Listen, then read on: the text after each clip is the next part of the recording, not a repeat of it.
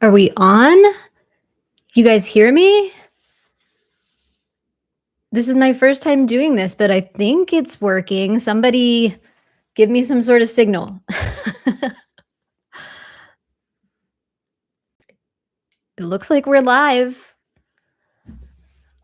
I'm just so excited there are already people here. So thank you so much for coming. It looks like Kev G Moore sent some people over from his channel. Thank you so much. Who all do we have here? Great. Oh, I see Rachel just came on. Let me go back to the top. St. Gerard, Magella Inc., Dill Earth, Kyle. Great, great. Thank you so much for coming. I'm Jess Curtis, if you don't know me, and I run the Our Bipolar channel here on YouTube. And this is the first live stream. So thank you so much for coming. And I'm just excited to start doing these. I really want to start doing them pretty often. Like I want to start with at least once a month and then maybe more. Who knows? Who else do we have signing on? I see my friend Keith. No, Lucy. Lucy is my dog. I don't think she would fit back here too well, but you can see her in my videos all the time. We also have Agra Dulce from Lucia from Argentina. Welcome. We have Greg Smoot. You're from Maryland. I used to live in Maryland. I used to live in Silver Spring. Are you anywhere near there? Anyway, now I live in Pittsburgh. I'm going to do like a bit of an introduction. I don't know how many of you, regularly watch my videos, but I'll do like a little introduction and feel free to introduce yourself. You're in Boston, Kev G. Moore? Nice. So I'm in Pittsburgh. I grew up in Pittsburgh, but then I moved to the DC area for about 13 years. So a long time. And I moved to DC after college and like barely made it through college because I was diagnosed with bipolar 1 at 19 years old. So during college, and I had to switch schools. And yeah, Rachel's in Pittsburgh as well. I see Louisville represented with Calm Sleepy Tunes. That's cool. I've never been there. But yeah, so I went through some rough times in DC.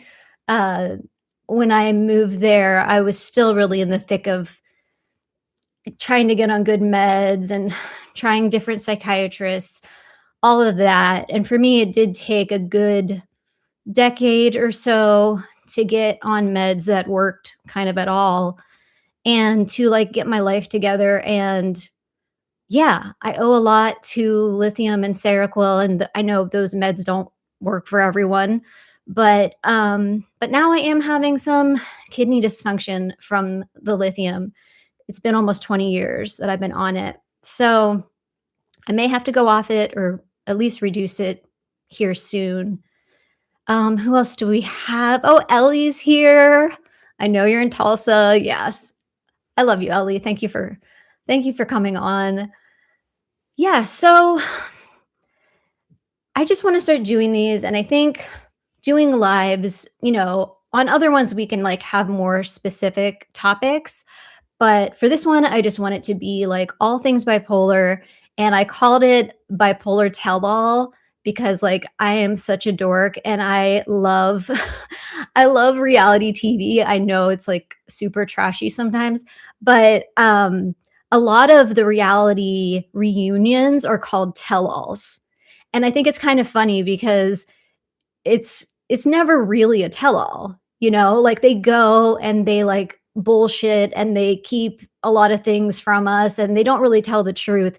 But that's not what I'm going to do today. I'm going to tell the truth. So if you do have any questions or just comments, anything bipolar related, and I do have questions that I gathered from social media just because I was afraid like no one would come to the live or that people would be really quiet and not ask questions.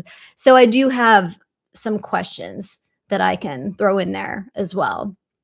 Let's see, I know the room's still kind of filling. We also have Victor Lade from Finland. Hello. Art and stuff. Moss. Moss is one of my very good friends. Thank you so much for signing on. This is this is really fun. And I just was always so scared to do lives. Like I can be nervous about like even meetings at work or like just being on camera, like live on camera. I mean, I know I do videos, but those I can edit. And if I say something stupid, I can edit it out. And I do have problems because of lithium. I do have some problems with word recall and memory. I don't know if you've taken lithium, if you've experienced that, but so sometimes I get a little self-conscious in the videos, but I can just be like, "Oh, I can just edit that out and not sound, like I don't know what I'm doing." But with this, it's just all out there. And I was kind of ready to do that. Oh, thank you. Art and stuff said that I'm so brave. Thank you for inspiration. I'm really not. I also have to take medicine for performance anxiety, which I didn't really consider today until like an hour before. And then I was like, oh, yes, I think I do need that. So I'm slightly calmer than I would have been. But let's get a question going. Let me see. I'm just going to choose one at random. I'll put it in the chat so you can see it. Okay. See how good I'll be with the chat today. I'm going to try to pin it here. All right. I think this is a great question. What is your favorite way to just let your bipolar flag fly? That's almost like a tongue twister.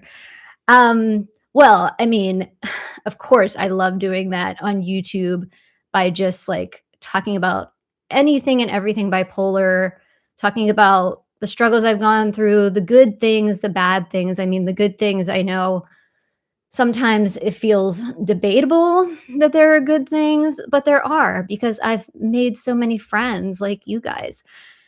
But my favorite way, like I said, so is like having a YouTube channel and talking about bipolar and also like on social media because I've only been open with bipolar like this for 6 years and I've been diagnosed for 27 years.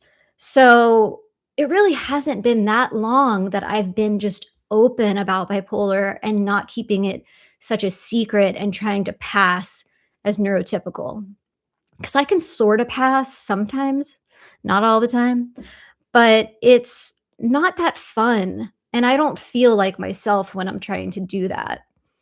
So now the other thing I like is being open at work. And I know not everyone can do that. And I totally understand that. But where I work for a nonprofit that is very understanding.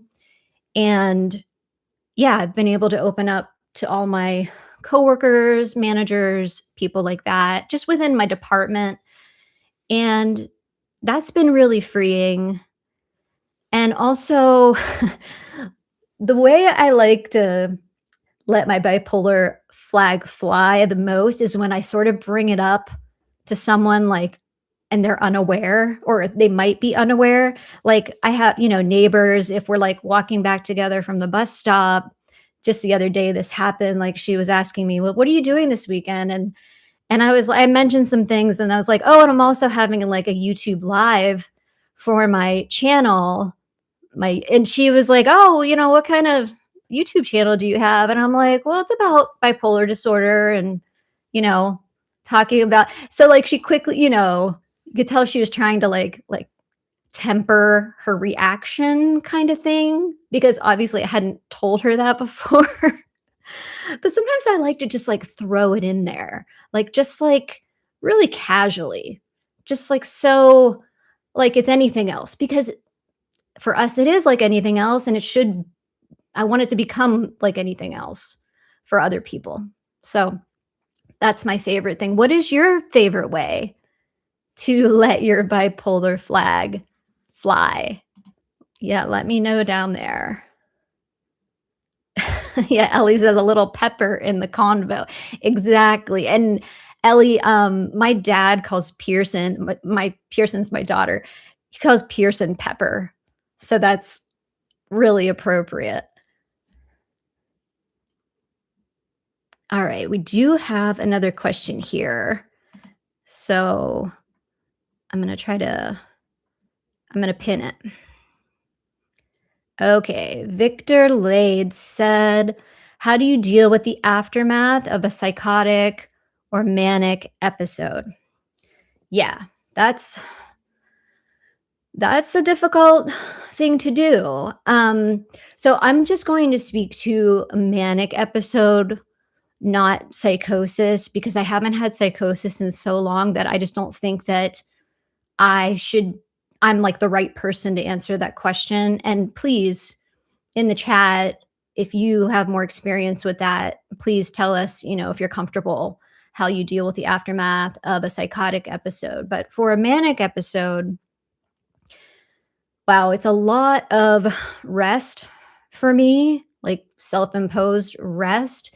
And also, I need help.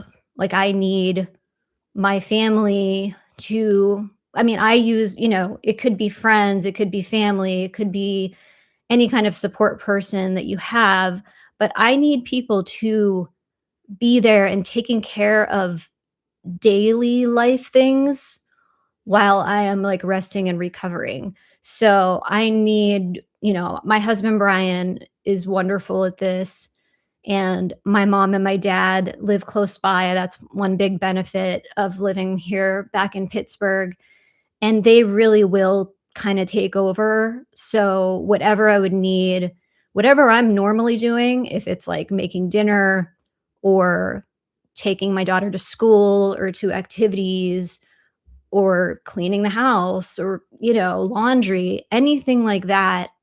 I mean, like, if you're in a manic episode or even coming down from one, it that's just extra stress that is not needed at that time and can be detrimental.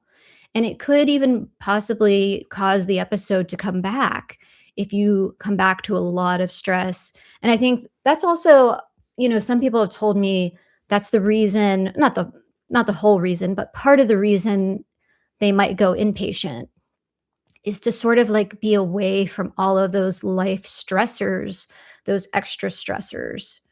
But tell me what you think about that. Are there other things that you do to deal with the aftermath of a manic episode? I mean, there's lots of other things that could be going on. I mean, you like with relationships, like there could have been damage to relationships during that manic episode, depending on what happened.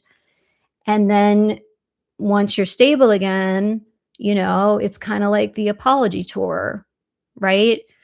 At least that's my experience, what I've had to do. And sometimes those people will accept that you were in an altered state when you maybe caused this kind of disagreement or whatever it is, or they may not.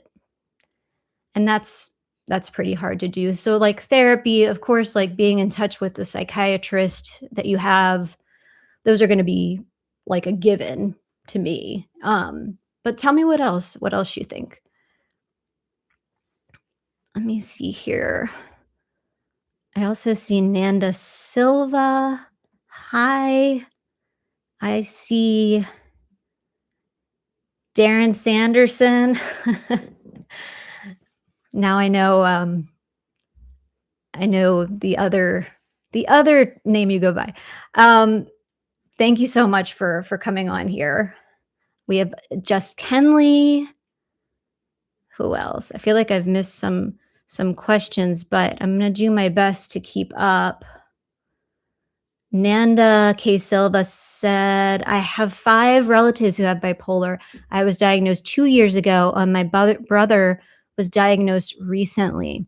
Yes, there can be a huge genetic component to bipolar, but then there's some of us, like me, who I don't know of any other family member who has bipolar. I recently found out about like a distant cousin who was she was institutionalized for schizophrenia, but she was much older than me. This was many years ago. So yeah, there can be, and I'm really sorry to hear that, that you were recently diagnosed, but I hope that you are learning ways to cope with it, because I know that took me an extremely long time and I wasn't even aware, really. I wasn't told by doctors, like, besides taking meds, which initially my meds were not working. I wasn't told, like, there are other things you could be doing, right? Like, you could be taking really good care of yourself. You could be eating right, exercising regularly, sleep. Sleep is so important, to be getting regular good sleep, and that can be hard to do, right? Especially if you lean toward mania like I do. Um, Ellie said, "This is helpful for someone who is not bipolar, but a support person. Thank you." Yes. I hope that this becomes like a place where we can all meet people who have bipolar, people who either are just curious or need to, would like to learn about bipolar, but also people who, if you have someone you care about who has bipolar, because, you know, they make it out like it's such a rare illness, but there's a lot of us.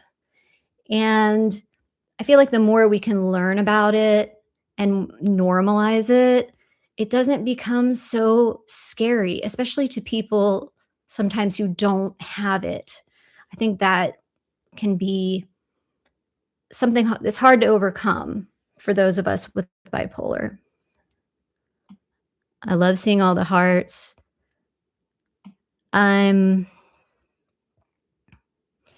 Yes, Rachel says it can be hard for people to separate the illness from the person, but it's important to help people try. Yes, exactly. Very exactly. Andrea, my friend Andrea is here. I'm so excited. She lives in South Africa, so I know it's like not a great time for her, but I'm so excited that you came on. She's my hype man, as she said.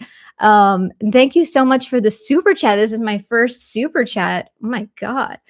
Okay. I'm trying to pin. I'm trying to pin your message, Andrea. I don't know. I don't see a way to do it, but everyone can see it. It says, question: how do you manage with diminishing, preventing symptoms when changes in environment and situations are involved? So I would, well, the first thing I do is if there's time, I talk to my psychiatrist about it ahead of time so that we can make a plan. And that plan for me usually involves slightly upping meds. Now, what I usually have to do, so I take lithium. I take like a pretty low dose of lithium, and then I take a very low dose of Seroquel, or quetiapine is the generic name. And so what he will usually tell me to do is increase the Seroquel. Now, it's tricky because if you take Seroquel, you know that it can make you very sleepy, and it can cause weight gain and like increase your appetite and all those things. But if I'm like going on vacation or something and it's going to be more stressful, then we will still, we'll increase the Seroquel. And then I'm just really trying to make sure I'm getting exceptional sleep even before this change in environment happens or change in situation happens. And that usually happens because of this increase in the Seroquel. And I'll also have to be like really good about all my lifestyle changes that I always make, but like this isn't the week for me to like slack on exercise or for me to go to bed late or like eat a bunch of junk food, and like not be getting good nutrition. Like I need to be doing like everything by the book before that happens, and then try to do those things when I'm in this new environment, even if it's on vacation. I mean, sometimes if it is a vacation, you might be doing more walking, so you're like naturally getting more exercise. So that can help. But it's tricky.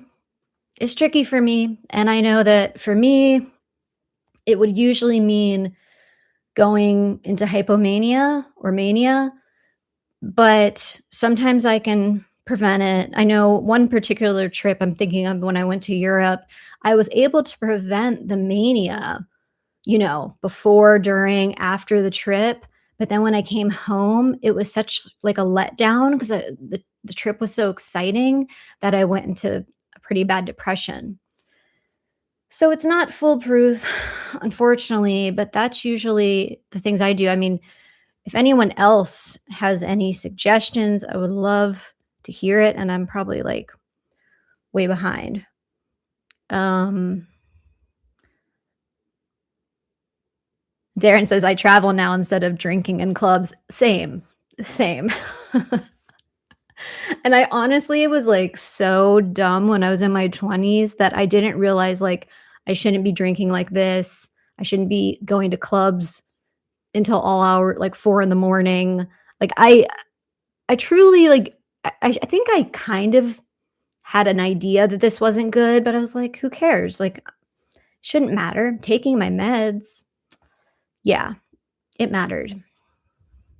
Oh, Anne is here. Anne Lunam. Hello. Thank you so much for coming. Sorry if I'm not catching everyone here. Your husband's laughing in the background, Andrea? Oh no. Is he laughing at me? What did I do? I'm kind of silly, so hopefully that's it. Here's a question from Nanda K. Silva. Let me pin it.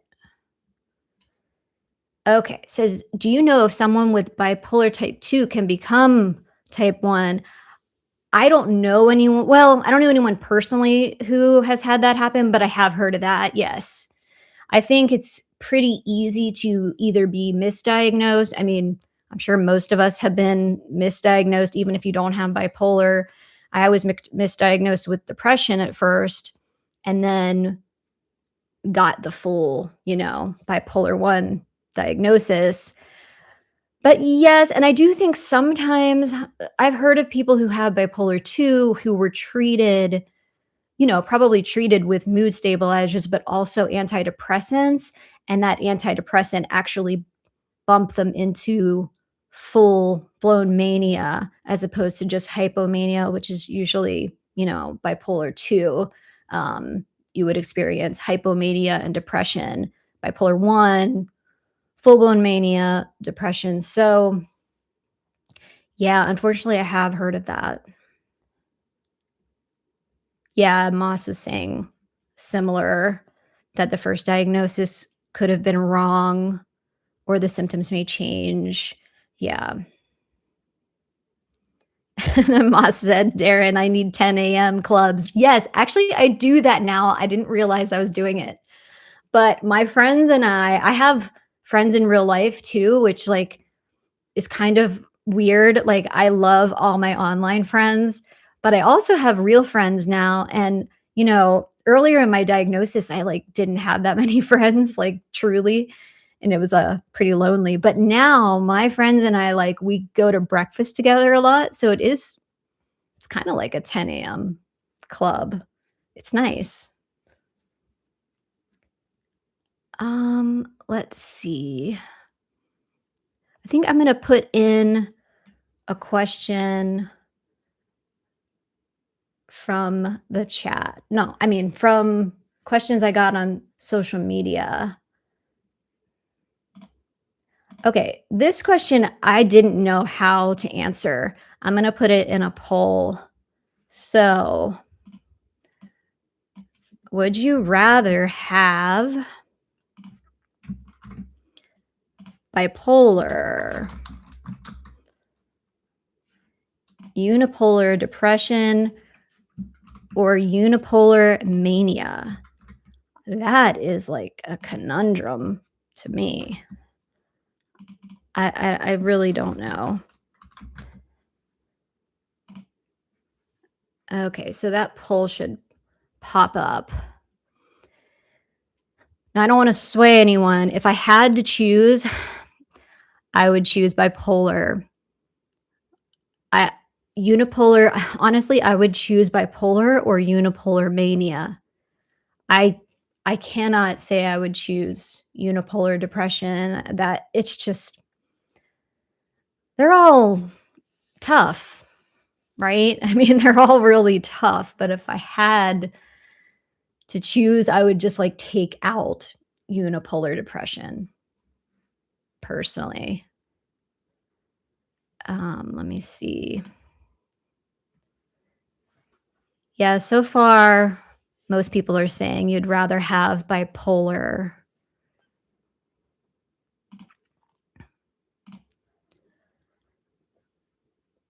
It's like, which like, the devil you know or the devil you don't know?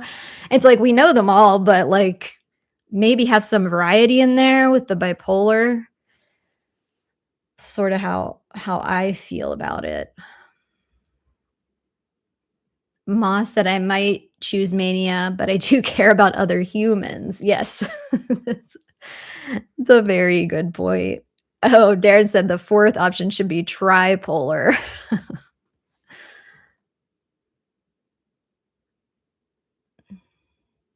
Andrea said, also 100% on the party life and drugs, super bad in my opinion. Hiking has been great for me and trying to stay in a routine with regard to sleep, eating well, etc., etc. Yes.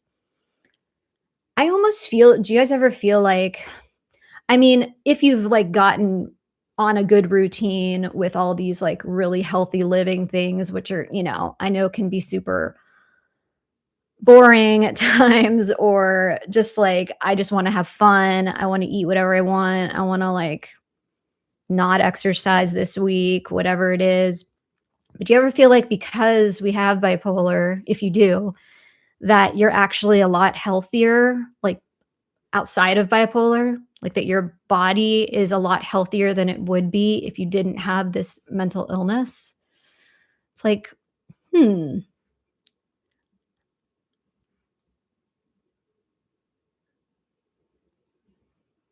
Oh, here's a good question that I know I can't answer, but someone else may be able to. I just pinned it. And I'm gonna get rid of the poll. Anne asked, has anyone had experience with Vraylar for bipolar depression? If you have taken Vraylar and you can add something for Anne, I know she's interested in responses to that. Nanda K. Silva said, I read somewhere that people with bipolar sometimes can also have high IQ and definitely are more creative. I have heard that as well. Like higher IQ and more creative than the norm.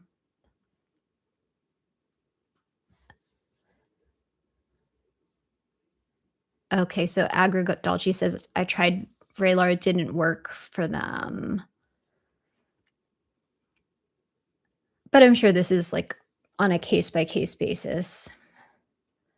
I have hope for you, Anne. I think, I know you might have other options too.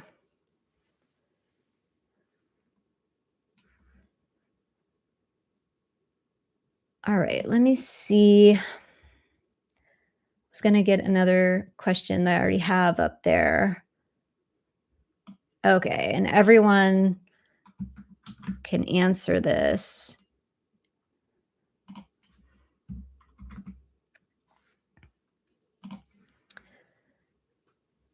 And, feel free to keep on answering about the Vraylar for Anne. But here's a question I got on Instagram. Most helpful med you've taken? Let us know. And it's okay if you are still in the midst of trying meds, that whole guinea pig phase. I know that's not fun. And it takes some of us longer than others to find something that works. And of course, being med resistant is also a possibility. I'm going to say lithium is the most helpful med I've taken. Seroquel works pretty well, but the side effects are worse for me than lithium. And lithium really, really kind of saved my life. And so the fact that I might have to go off it now is like not all that exciting. But I have hope that other things can work. Yeah, we would I say we, um, like my doctor and me might try. It's not my doctor trying a medicine. It's just me. And he might try me on Lamictal, but he has already basically told me that it's not going to work as well as lithium for me, just for me, because I am mania dominant. And apparently, like the Lamictal doesn't work quite as well for mania as it does for depression. I don't really have much depression. So, you know, it's, but I also have the Seroquel, and that does help with mania. So, yeah, Darren, lamotrigine. Yeah, for you, it's a clear winner over lithium. I I hope. I don't know. I'm skeptical. Moss also says lithium. She said lithium, or they said lithium saved my life from SI during mixed rapid cycling. Same. Same, same, same. Rachel says currently on Haldol and Abilify. Oh, and Darren said that Lamictal lowered hyperactivity mania better than lithium, plus no blood draws. Yeah, I don't really mind the blood draws only because it's really not that often. I've never had any toxicity from lithium or been close to it, but I know that can be an issue for people, and that's a serious issue. Victor Laddie also said Lamictal works great for me. I have more depression though. So yeah. What else do we have? Therapy helped a lot. Hey, therapy is a medication in my book. Yeah. Nanda also said, um, mirtazapine. I'm not sure what that is. Is there a brand name for that, Nanda? That's not one I'm familiar with. And then they also said propanolol for anxiety. Yeah, I'm taking a similar beta blocker for performance anxiety. But yeah, it's pretty much the same thing. Yeah, Anne said lithium. It's for anxiety and depression. That drug I didn't, it's Remeron. I'm not familiar with that one. I've heard of most drugs, but, I'm definitely not a pharmacist or a doctor, so and none of this is medical advice, by the way, as you probably know. Moss said, "Most talk therapy made me worse. Music therapy helped a lot, though." Yeah, I think I have a video talking about, like, which I was worried about putting out, but a lot of people agreed with, which is like talk therapy, especially if you don't have like the bipolar under control. Think it can be harmful even at times. But um, some of the talk therapy I've done has been good at times, sort of like hit or miss. It depends if it's dealing with trauma, I found it too likely to cause episodes. So for trauma, I did EMDR, but I was sort of like forced to because it had gotten really bad, like the PTSD side of it. Molly Ann is here. Hi, Molly. Thank you so much for coming. It's fine that you're late. Better late than never, right? Thank you so much for coming on.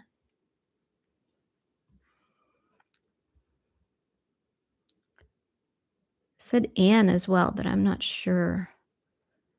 Might have missed.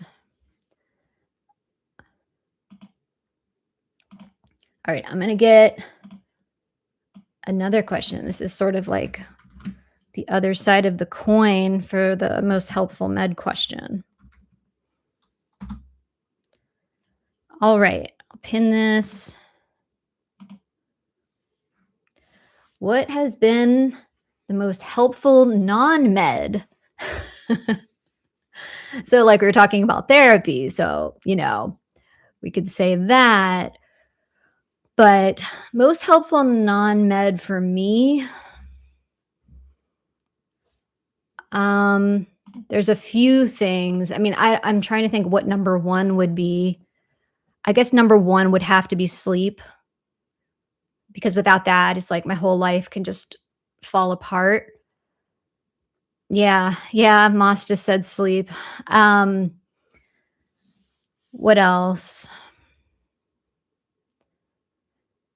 The other things I would say is, rest and alone time. I kinda, like, lump those into one, but having time away and just time to myself, and then also exercise. I think they're all really important. It's hard to parse out, like, which is the most. I mean, I think sleep is the most, but I'm not sure if rest or exercise, and those are also 2 sides of the same coin. I mean, so, it's kind of interesting. We need it all. Natural Ma said natural daylight. Yeah, that makes sense. Totally makes sense. Andrea, good night. Goodbye. Thank you for coming. It's time for her to go to bed.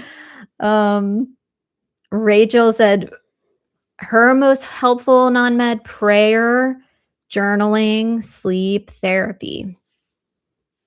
A lot of people love journaling and prayer. I'm not really religious, but I could see how that it's almost like a form of meditation, I would say, and a lot of people enjoy meditation too. Oh, and Nanda says a special lamp that mimics sunlight. It helps a lot. Now, it's just you have to be careful, I know, and I think every person is different, but if you have bipolar 1, those sun lamps can bring on mania. And I know for me, I actually tried one because I didn't know that, and, it's, like, amazing, lots of things you like, "Oh, I'll try something," and then it's bad for your bipolar, but the sunlight for me also, I have chronic migraine, and that brought on migraine. So I stopped doing it luckily before I had any trouble with mania. But yeah, if that's not an issue for you, then that can be really, really great, especially if you're somewhere cold in the winter like I am. Donna Cava. Well, welcome in, first of all. I haven't seen your name yet, sorry. Um, my most helpful non-med is sleep and journaling too. And Moss said, yeah, meditation also. Journaling can make me manic.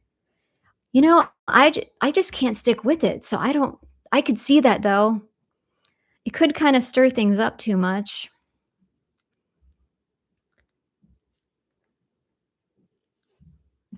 Let's see.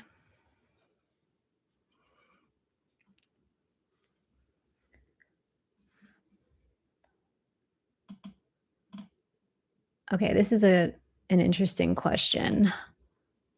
Unless if someone else has a question or comment to talk about, then I can hold off on this, but let's see. And I was thinking of going for an hour, so until 4 p.m. Eastern. We'll see where we are at that point.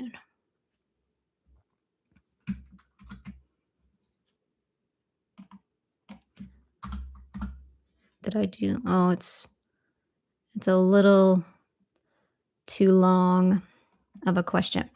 Let me let me break it up.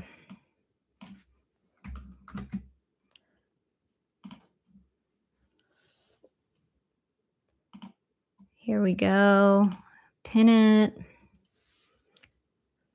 Okay, so this came from Instagram. Love to hear you speak to divisiveness and community among people with bipolar. By this, I mean how some rank bipolar, more or less, better or worse, illness, or just spicy. And then this is the second part. I'll just put in the chat, but not pin it. As compared to the, to me, beautiful souls who say bipolar is bipolar is bipolar. We are here for each other. I mean, I'm definitely in the latter group. Like, if you have bipolar, I mean, we're all in this community together. Doesn't matter to me if you have bipolar 1, if you experience psychosis or not, if you have, but if you almost never have mania, if you almost never have depression, if you have it to more severity or less, less severity. And also, I think this can change over time just with one person, right? Like when I was in my 20s, right after I was diagnosed, I my bipolar was severe. I mean, I was having rapid cycling, I was having episodes every single month. It was a true roller coaster. And I did go into depression a lot back then, which I don't as much now. And it was, I did not want to be here. Like as I'm sure a lot of you have felt before, it was awful. And I was going to different doctors and nothing was helping and all of that. So it was very severe. But now people would probably say to me, well, like your bipolar isn't all that severe because you don't really go into full blown mania anymore. And that's true, but it's like the total benefit of meds, finding meds that worked. So, I mean, I could never think I was like better or worse or anything than anyone else who has this illness. This illness is tough no matter how severe or if it's not very severe. I mean, I just think we should all be supporting each other and trying to connect with each other, normalize having bipolar in any way that you have it. I mean, what do you guys think about this topic?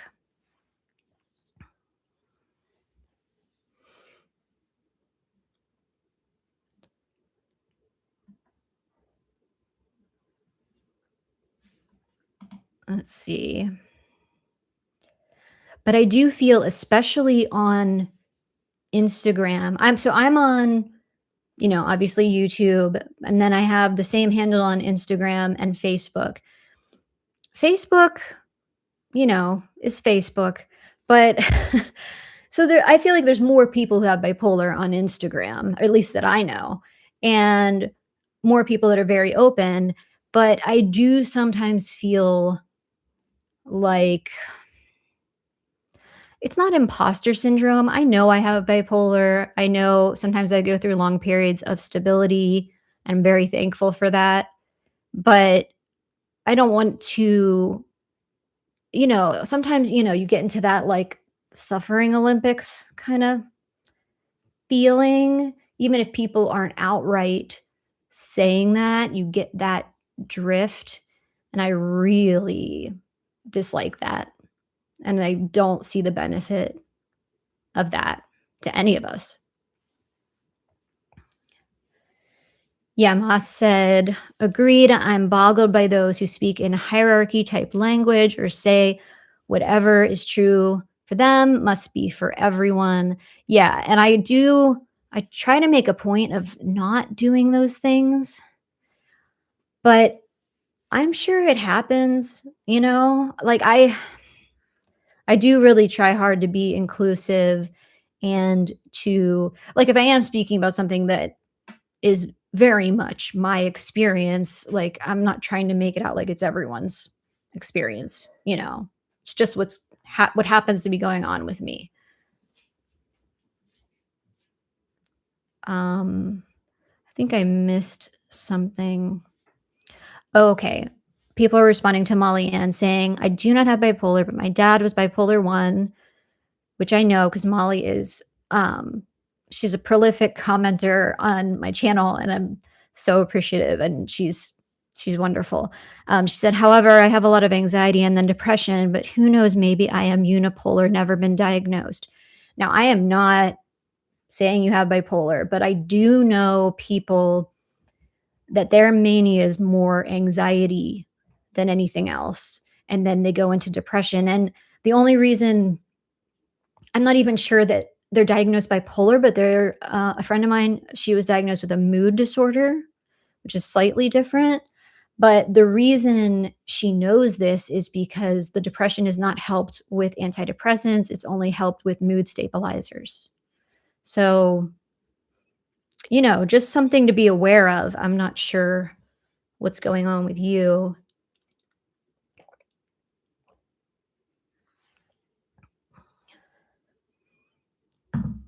Darren was saying, to me, the general public ranks bipolar worse than schizophrenia.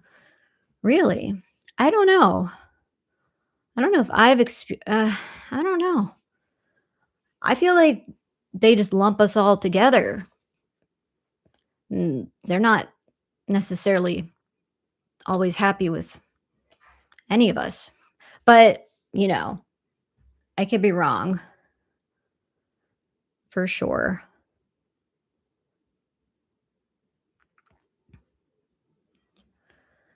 Moss is saying, Darren, I saw a documentary about how lower functioning persons with my diagnosis actually get more support and compassion, and the articulate or employees, etc., don't get the same grace. Hmm.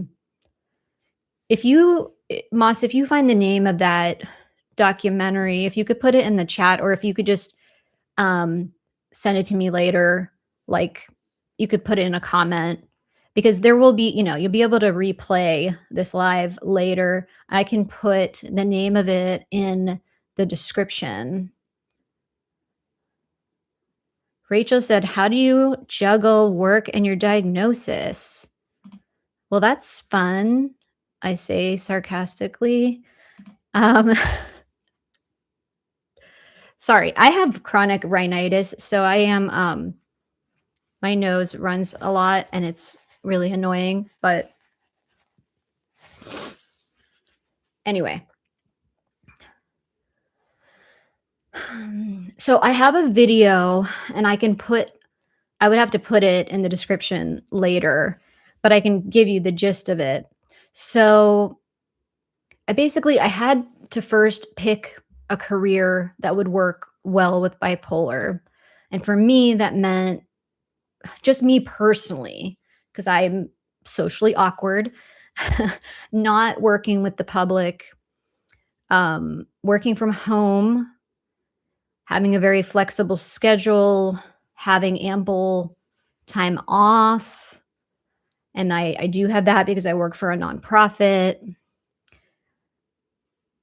And yeah, I work alone a lot, but then I have coworkers, I have a whole work team, and they all know that I have bipolar. I think that so far has helped, but I could see how that could not be great for some workplaces.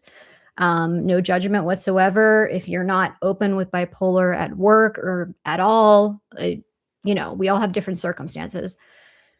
So, yeah, I use my time off, and I use it proactively as well as in the moment. If I'm starting to have symptoms, I will take time off.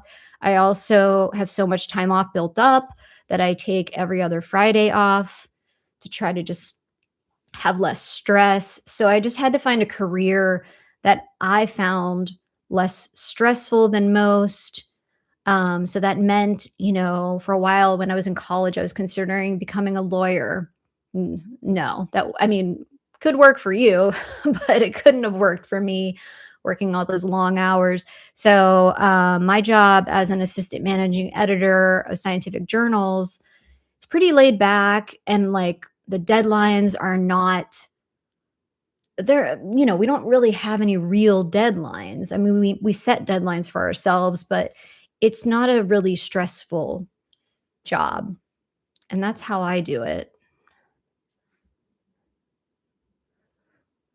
Let's see. Sorry, I'm a little behind.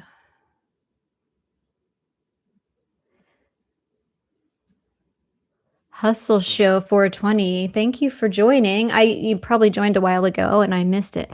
Um, Unfortunately, people tend not to tell the entire bipolar story. They always leave out the sexual encounters during manic episodes. Do they? Yeah, I mean, they probably a lot of people probably do. Um, I'm really lucky that I haven't had full-on mania in so many years, and I got married after that, but of course, you know, you can be married and having mania and stepping out on your marriage, and that would be fairly easy to happen, I'm sure.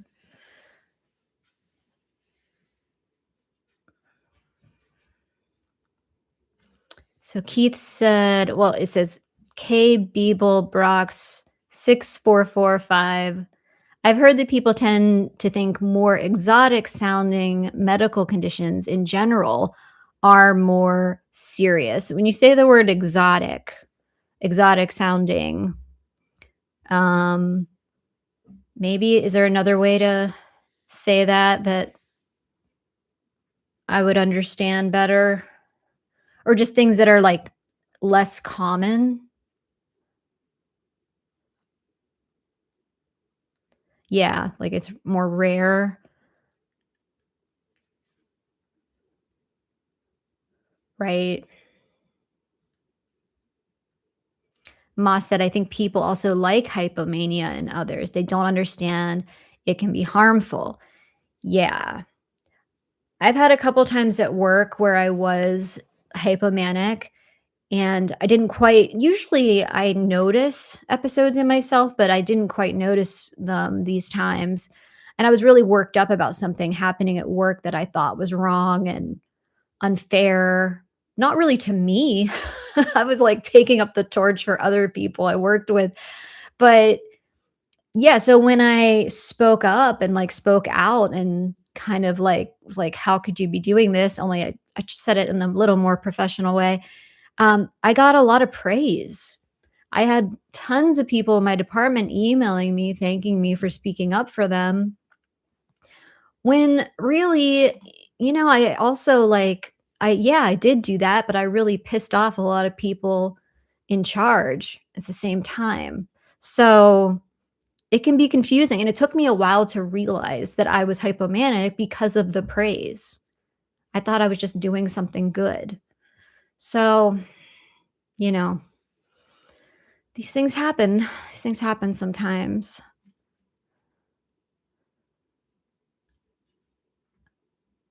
Okay, Molly has a question. Molly Ann, here, I'll pin it. It says, being bipolar, do you hear voices though, like someone who has schizophrenia? You can. Yeah. I don't not everyone who has bipolar um has any kind of psychosis, you know, hallucinating, delusions, things like that. Um I have never heard voices myself, but I have definitely seen things that were not there and believed things that were not happening, for sure. It's been a long time, but Molly, yes. Yes, that can happen. The difference is if you have schizophrenia or if you have schizoaffective, which is like schizophrenia and bipolar, is that you're going to hear voices outside of a bipolar episode. So outside of you could be completely stable with bipolar and you're still hearing voices. So that would mean you have schizoaffective probably. Yeah, and Darren Sanderson just gave like a nice description of schizophrenia in the chat.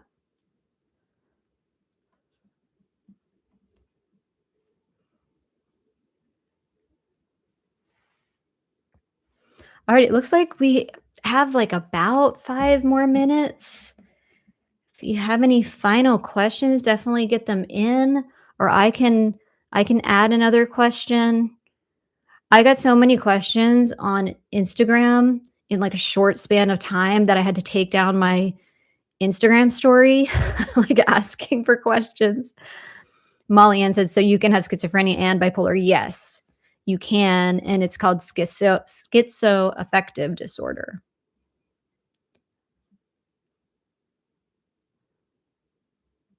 Trying to make sure I'm not missing a question here. Thank you, Darren, for the rose. Why don't I do one last question? Ugh, I don't know what people are gonna think of this question. Molly, thank you. She said, "Oh my gosh, Jess, do this again. It was the best live I've ever been in." Well, I'm certainly having fun. Thank you so much. Okay. I hope this isn't too Pollyanna, but I just put a question and I'm gonna pin it. Best lesson bipolar taught you? I really need your answers because this is a hard one for me. Um, gosh, resilience, maybe gratitude. I was not a very before being diagnosed with bipolar, I think I had depression like through childhood. I never experienced gratitude. I think it was hard for me to experience love, honestly. And I think, like, I've talked about this with Moss, like, I didn't enjoy, like, I didn't have like moments of joy. Like, I didn't go outside and like see the sky and like these amazing clouds or like see any kind of moments of beauty in nature. And I couldn't feel anything. I couldn't. And after I had bipolar and I mean, I always probably had it, but, after I was diagnosed and I got on meds and started doing a little better, I had that. I had, like, a range of emotion again, or not even again. I mean, I don't know that I ever had it as a kid. And I know a lot of us went through trauma and, obviously trauma doesn't cause you to have bipolar, but it can cause it to emerge. If you have trauma, any kind of major stress can cause the bipolar to emerge if you have that kind of genetic background. And so that's something, I'm always a little hesitant to talk about because I'm not sure how people will receive it. But it really is something that I think changed my life early on. And then having bipolar and diagnosed with bipolar changed my life for a second time. But in the end, it was for good overall, as weird as that sounds to say. Um, Saw a specialist in bipolar saying that childhood depression was related to bipolar. I think it easily can be. Anne said, resilience and being stronger than I thought. Losing friends was hard. Lesson learned on that. Yeah, I've lost friends too. Definitely. Darren said empathy. Moss said take care of myself first and foremost. You have to. Can't take care of anyone else if you're still, you know, really struggling. Um, I don't know if I missed any. Weirdly, bipolar has taught me emotional granularity and regulation. I had to learn it or else, Moss said. Yeah, I really feel that. And Rachel said, I've had overlap between thyroid dysfunction and bipolar. Same. Just recently, right before Christmas, I wasn't sleeping. I thought I could be going into hypomania.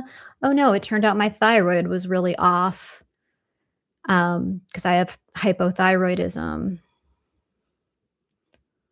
All right. Well, I think we're wrapping up. Thank you so much for coming. We're definitely going to do this again, maybe even more than once a month. I'll put out notifications for sure so that you know what's happening.